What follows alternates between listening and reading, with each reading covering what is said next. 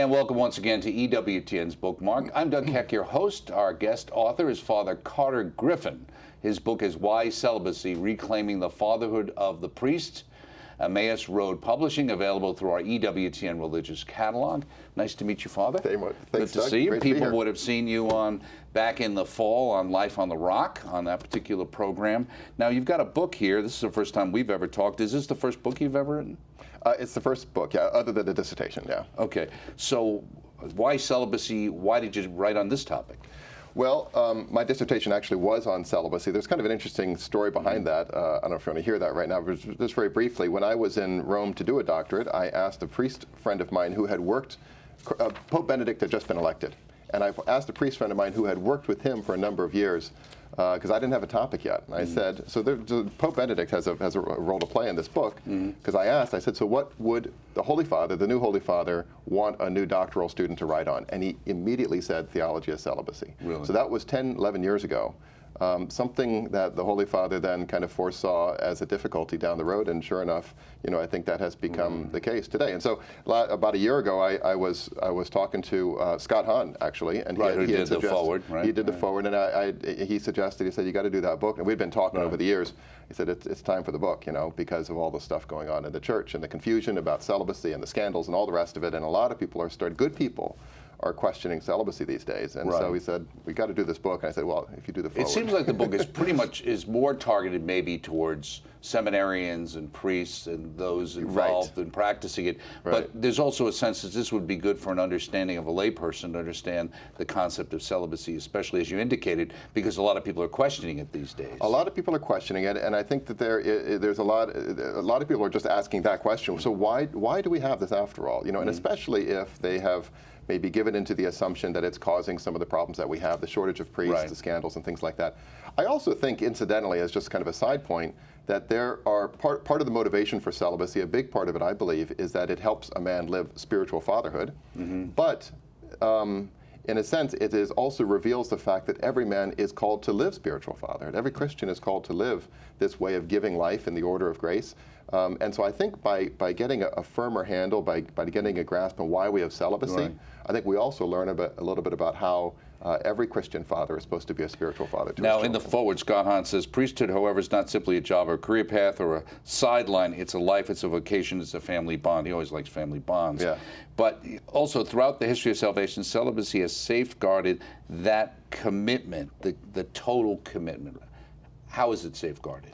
Well, you know, celibacy, when it's well lived, is not just a question of not getting married. It's not primarily a negative thing, right? That celibacy is a way of, I mean, you don't become half a man or a neutered man or an asexual man when you're a celibate priest. It's a way of living spiritual fatherhood, and it's a way of living that complete commitment to the Lord, what St. Paul calls an undivided heart in 1 Corinthians 7. You know, that he wasn't speaking about priests exclusively, but he was talking about this charism of being able to give yourself entirely to the Lord. And a priest does that in a priestly way, which is to say to the Lord, but also through the Lord, in a sense, to his people.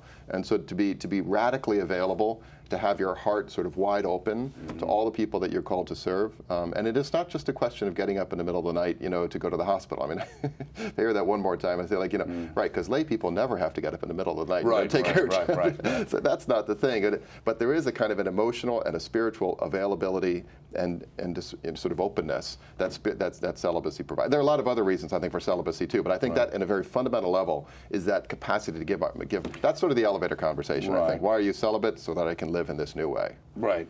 Fatherhood is essential to the ministerial priesthood. A priest presides over the Mass. He's often the administrator of a parish, but first and foremost, he's a spiritual father. You made that point, and people would say, well, how can a father be celibate? How does that work? That seems like a contradiction. Well, I think it's because we naturally sort of think through our senses, and our experience of fatherhood is of natural fathers. I mean, that's the typical experience of a mom and a dad who have kids. And so we think of fatherhood as primarily that, and then we make everything else sort of surrounding that. That becomes kind of the primary focus of fatherhood. Whereas for a Christian, that actually isn't true, right? That the primary focus of fatherhood is who Jesus came to reveal, who is his eternal Father in heaven. And then all human fatherhood, including natural fatherhood, flows from that.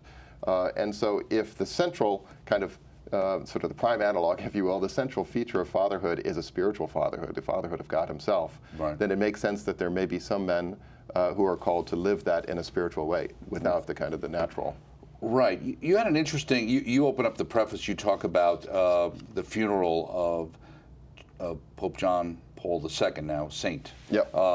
Why'd you make that point? Why did you open with that? You know, I was at that funeral, and I remember very clearly that sort of hole in my heart. You know, when sort of the last time when they lowered his coffin and they took him away, there was a profound sense that, and everyone around me felt the same way, priests, seminarians, lay people, everybody who was there was that ache in our heart. And it wasn't just because a spiritual leader had passed or because a great poet or mystic or author or whatever. It's because we had a real sense that a father had passed, you know, and that's because a father had passed, you know. Right. I mean, a father had died, a spiritual father. We call him Father, Papa, you know, Pope. And so that sense, that very palpable, sort of even emotional experience that I and so many others had, started to get me thinking a little bit about how that's the case. And so I think that maybe is something that a lot of other people can relate to as well. You say the scandal of unfaithful celibate priests and a legitimate sense of betrayal on the part of the faithful, as well as the shortage of priests, has seriously weakened confidence in the wisdom of priestly celibacy. You say, I believe misgivings in celibacy are misplaced. Just as marriage does not cause adultery, the sexual abuse of minors and vulnerable adults is not caused by celibacy. Yeah. Well, I mean, I think that there is a kind of a facile link made between the celibacy of priests and sort of, especially in this post-sexual revolutionary kind of world in which we live. I think a lot of people just make the assumption that if a man does not have a wife and children, then he's going to be sexually repressed or sexually dangerous or sexually something. Right, and it's simply an assumption without the slightest shred of evidence. I mean, obviously, the vast majority of sexual abuse happens in families, by married people. You know, I mean, marriage is not going to be the solution to sex abuse. The solution to sex abuse is holding people accountable to be faithful to their vocations and punishing those, you know, who are guilty of it. You say it is in fact a failure to live celibacy as priestly fathers. Good fathers simply do not abuse their children, and they tolerate no one who might. And I think that's part of it too, is that it's not only, I think, with people recently over the fact that we've been taken aback by the pedophilia, because if you look at the numbers, you realize the percentages and how that works out. But it's kind of the idea of people seeming to allow it to go on or cover it up, and also the idea of maybe a more broader homosexual acting out going on than maybe people might have thought. Sure, and yeah, those are obviously two separate things. But but to take the first one first, I think the functionalism and kind of the sort of the administrative approach to the priesthood that has crept in over the years, which is not exclusive to the priesthood. I think that's kind of part of a larger cultural shift towards sort of a more professionalization of our life, has affected the priesthood too, as well as, frankly, living in a culture that is primarily Protestant. You know, that the Protestant pastor doesn't have the same view of himself and his own ministry as a Catholic priest does, and that can seep into our self-understanding of the priesthood in the Catholic Church. Anyway, the point is that as it becomes more and more sort of bureaucratic, then it's more and more likely that you're going to be removed from that real fatherhood that would make you as protective of your spiritual children as any natural father would be of his own children. And so, you know, what has happened through the years, not everywhere and not universally, not even in most places, but there were a lot of places where men were moved from parish to parish, you know, after having been accused credibly of sexual abuse. It seems to me just inconceivable that a paternal priest or bishop would actually do that. You know, I mean, I don't care what a psychologist says to you. You know, you're going to protect your children, and so that understanding of fatherhood, I think, has ebbed away, and that's what I hope needs to be, what I believe needs to be, and I think is being restored. Right. The question is, what's more important, protecting the children or protecting the diocese? Yeah. Right. And you know, and the fact is that sometimes there are complicated things there, and there are situations where there were you know, not credible accusations. You know, laying all that aside, things are never as black and white. Right. But there were clear cases of people who we know and even admitted to it and are still, you know. Right. And then about the homosexuality, you know, that's kind of a broader question, which maybe we want to talk about a little bit more. But certainly the fact that there are men, and it's undeniable that there are many men, certainly at least in some of the years of ordinations, where a pretty good percentage of men who are ordained have deep-seated same-sex attractions. And as the Church has repeatedly said, that the priesthood is not the right place for these men, you know, and for lots of reasons. Obviously, the vast majority, I'm sure, are not, you know, unfaithful to their promises and are not hurting children and things like that. But if you flip it around, the numbers are very clear. You know, as the book cites a lot of these numbers that have been repeatedly kind of confirmed, despite many efforts to try to sort of downplay them. That the vast majority of this abuse, both of children and of minors, you know, of young men, has been committed by in a homosexual way. You know, and so to turn a blind eye to that seems to me grossly irresponsible and uncharitable. You know, and I just sort of wonder how many young people have to be hurt before that kind of sacred cow, you know, is touched, because we have to address this problem. And like I say, there's the vast majority, I think, are being faithful to their promises.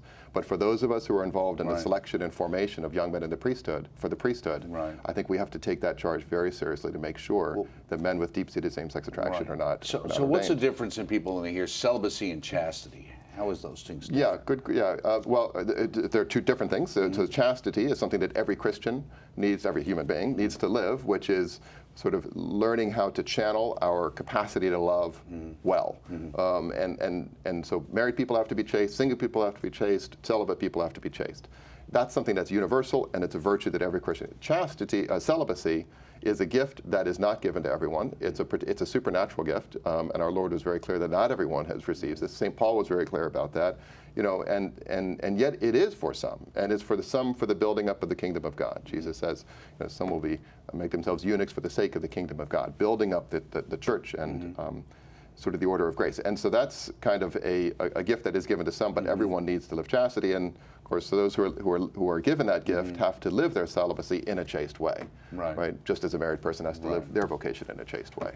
It's interesting because you use the word supernatural. I'm wondering if part of the problem might also be, as we tend to focus less on, let's say, eternity and the supernatural, and more on kind of the world today, that the idea of this kind of calling becomes a little more plebeian, in the sense of kind of dealing with almost a priest becoming like a social worker, or just kind of inscrutable. It's just something that's so far beyond. Like, why would anyone possibly live this way? And you know, you talk to some young people, and they're like, so they'd have to ask it 2 or 3 times before they really sort of sinks in that you're talking about a life without a wife, without sex, without children, without, you know, and it just it's sort of. But on the other hand, that too is an opportunity, because I think one of the reasons for celibacy is to give a witness to the fact that there is a supernatural reality, to the order of grace, to the existence of heaven, to the existence of God, right? I mean, it's really a man walking around in one of these things, or a woman in a habit, or whatever it might be, that is a sign to those that he encounters or she encounters that God is real. And there's something more. And there's something more. Right, exactly. And that and not only that, but I've staked my entire life on it. Right, exactly. You say many priests, even some younger men formed after the seminary reforms of St. John Paul II, struggle mightily to live celibacy faithfully, and too many are still leaving active ministry. Why? Well, you know, lots of different reasons. I would say it's, first of all, it's dramatically fewer than sort of in the height of the 70s and 80s, when you hear the stories of in the 70s of Paul VI going to bed weeping, you know, because of the number of requests for laicization, you know, that were on his desk, and just tens of thousands, you know, of priests left. So we're not there. Now, was that, let me ask you that, because I kind of lived through the council. So was that because there was this impression out there that the council was going to allow married priests, so there were men who went into the seminary kind of being told, nod and a wink, yeah, well, don't worry, you'll be able to get married? That happened, for sure. I think some of that was some were men who were disappointed because they had been led astray in the seminary. Without a doubt, I've personally met many of those men. They said, yeah, we were told this, and and then when it didn't happen. So that's part of it. I think part of it is just kind of the general cultural maelstrom that was going on in the society at large, and so the breaking down of barriers, and so you had priests and nuns, I mean, just all kinds of things were happening. Crisis of identity, priests not knowing really who they are anymore. Where do I fit in this kind of new church, whatever that some people imagine was coming into being, which of course wasn't the case. It's still the Church of Jesus Christ, and so anyway, there are a lot of reasons for it. But yeah, so it's a lot fewer today. But I would say that one of the reasons, go back to your question, why young men are still sometimes leaving the priesthood, a lot of it is maybe they weren't, well, I mean, some of it is just infidelity, right? I mean, just as married people, I mean, you can prepare them as well as you can, and yet at the same time, human freedom is still there. So some of it is just that. And some of it is it's hard to make a commitment, and we live in a world that does not really respect or kind of build up people in making and holding to commitments the idea of any kind. Short-term commitments maybe, but long-term commitments. Right, it's very hard. In fact, I find it pretty extraordinary and admirable that so many of these younger people from the millennial generation are remaining faithful, and I mean, our numbers, of course, the attrition rate is way lower in the priesthood than among married people, in terms of those who are leaving their commitments. And so it's a cultural cultural issue Well, that we it's need to be amazing how the addressing. truth attracts, isn't it? Yeah. You know, Right. it's like sometimes a recent article I read not that long ago with George Weigel made the point is, you know, it's not that we're having these problems because Catholicism has been tried and found lacking. It's because, to Gandhi kind of that same take, it's because it's not being tried very much. Well, that, and also, you know, I think we're kind of the last man standing, you know, in holding to some of these truths, hard truths, but gospel truths that our Lord left us. And, you know, there used to be a whole lot more allies out there, Christians and non-Christians, you know, who would be sort of, who would understand. And now we don't have, you know, we're kind of, we're turning around and like, where'd everyone go? Right, which is why there's such an attack. Yeah. You say married people too benefit from a greater awareness of celibate priestly fatherhood. Explain. Well, I think there's the potential of a great relationship between married men and spiritual fathers, their priests, because both of them are called to paternity in different ways. Both of them can support each other. And I think married men can provide a real witness of, oftentimes, of generosity, of suffering. You know, marriage is a very challenging vocation, a very beautiful, very holy, very sacred, very challenging vocation. And so sort of being able to be there and sort of to stand by their priest and say, like, you know, kind of almost without words, but saying, you can do this, Father. You know, like, but and the priest, I think, can give a witness to sort of elevate that man's understanding of his own fatherhood and say, you're not just here to bring children into the world and to love your wife, but help your wife go to heaven and to make your children into future saints, you know, and you too are supposed to be a spiritual father. You say celibacy is often viewed as a merely negative choice, a renunciation alone, rendering virtually incomprehensible the notion of positive generativity among those who embrace it. Right.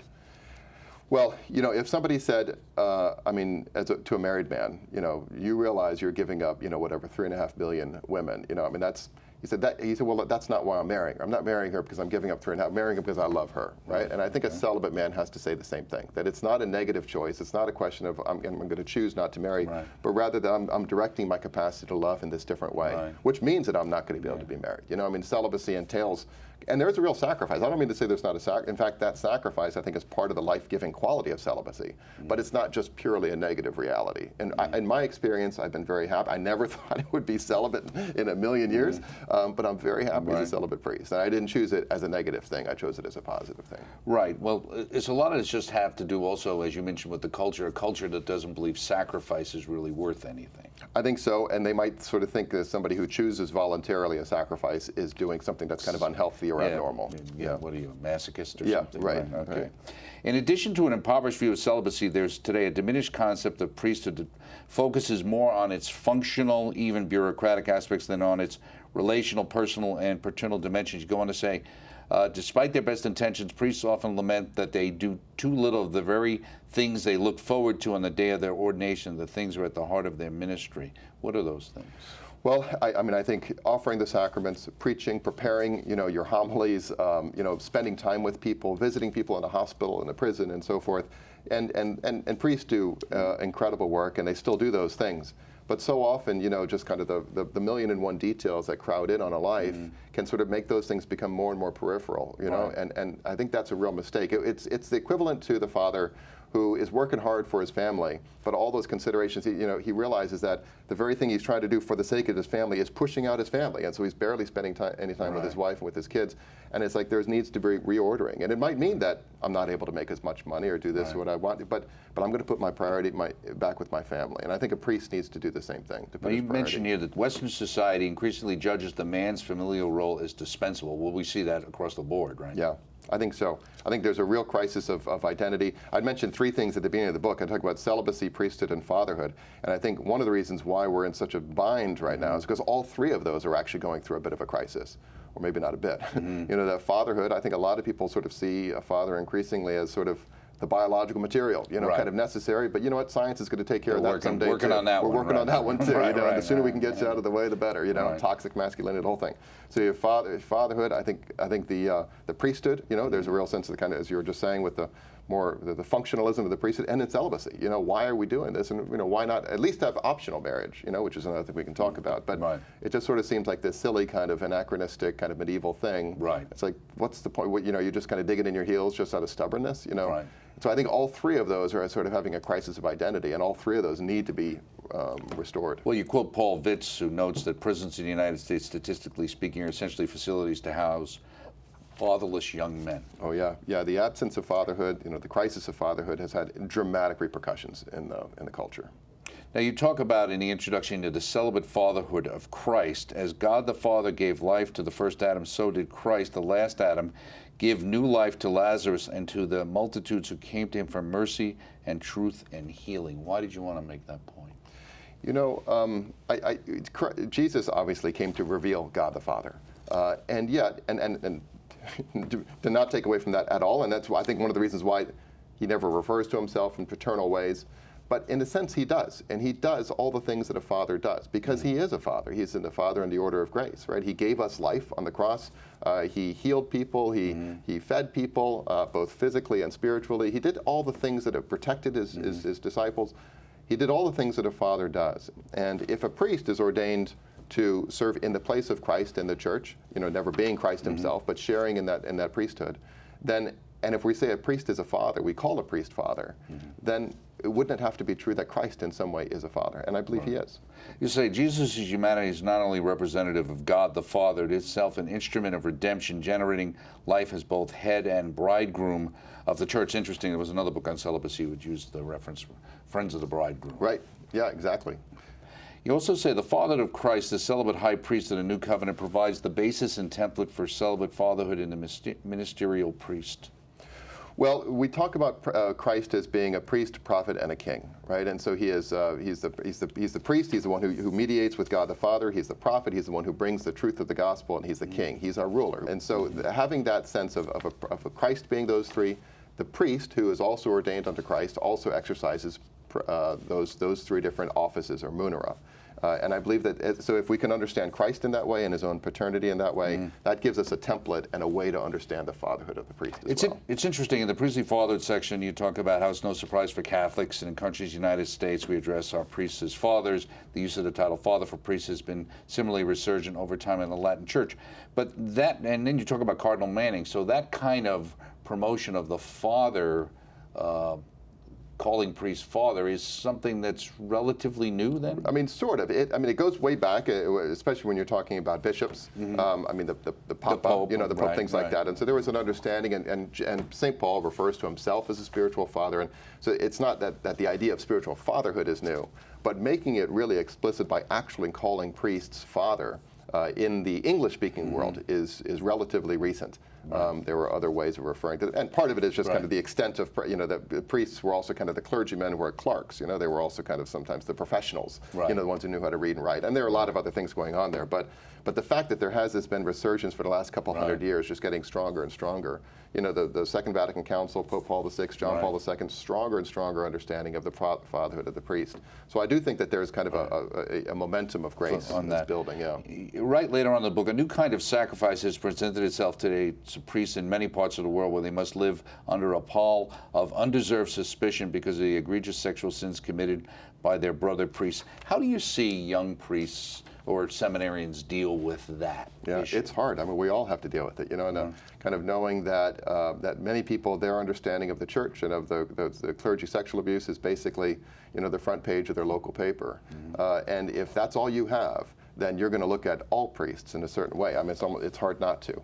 And so we all walk around knowing that sometimes there's going to be a fair amount of suspicion out there. I think it's hard for the young men, but it can also be very purifying, because any semblance of sort of social advancement or kind of, natural reasons for becoming a priest are quickly leaving. And so it becomes more and more pure, like it's because Jesus is calling me to serve his people in this way. And in that way, I think there's no cultural pressure to do There's no cultural pressure to go to church, and no cultural pressure to do anything. You have sometimes to be not even family. An intentional Catholic, I guess. An intentional Catholic, and therefore an intentional seminarian. At times, a priest father must assume a more confrontational approach when doctrinal errors and moral dangers threaten his flock. Many of the great heresies that confronted the church through the centuries, especially derivatives of Gnosticism, Manichaeism, and Catharism, were actually imports from the wider culture. Yeah. Well, I think the point I'm trying to make is that, you know, the priest has to be, like any father, sort of a protector as well. He has to protect his family. And, you know, typically it's not going to be, sometimes it is going to be physical. I talk about Maximilian Kolbe, for example. I'm not sure I mentioned him in the book or not, but Maximilian Kolbe gave his life for the sake of a married fellow prisoner. Right? And he could do that in part because he was celibate. He wasn't leaving a wife and children behind. So there are actually physical examples of priests, you know, because of their celibacy, able to protect. But typically it's not that. Typically it's spiritual and moral danger that affects our people. And one of the reasons for celibacy, I believe, is so that we can kind of lay it all on the line. I don't have to worry about advancement in a career. I don't have to worry about all kinds of things that others may have to worry about, so that I can simply do the right thing and preach the truth, no matter what the consequences might be. And so those wider things coming in from the wider culture are affecting Catholics, and sometimes preaching against those and teaching against those can cause a real backlash, right? Because people can be deeply affected by the wider culture, and yet a priest has to, for the love of them, has to preach it anyway. And that's what the people, the congregation, the parishioners want to hear. I mean, some do.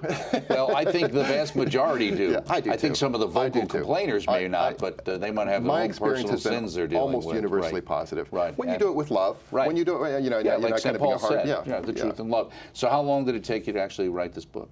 Well, I had a lot of it already, kind of pieces of it done before, so it ended up being only about maybe 3 or 4 months. Yeah. So when do you write? Late at night. Sometimes I'll try to take a day away and just kind of write. But yeah, it was a little bit of a struggle last year. Did you have an editor? So Emmaus Road provided an editor who was very fine, and so I had a lot of assistance there. And you know, I don't have the gift like Scott Hahn does of, like, you know, well, kind of the fun stories and the kind of I mean, it's just extra. I'm in awe before these guys. So it's a little bit of a straightforward book, but that's one of the reasons why I wanted to keep it tight, you know, so we can make a good argument in 150, 160 pages. But it's clear and it's honest, and that's what hopefully matters. So. Thank you so much, Doug, Father. thanks for having me. That's Father Carter Griffin, author of Why Celibacy: Reclaiming the Fatherhood of the Priest. A very interesting read. Check it out. Look for it through our EWTN religious catalog, EWTNRC.com. Thanks for joining us. We'll see you next time right here on Bookmark.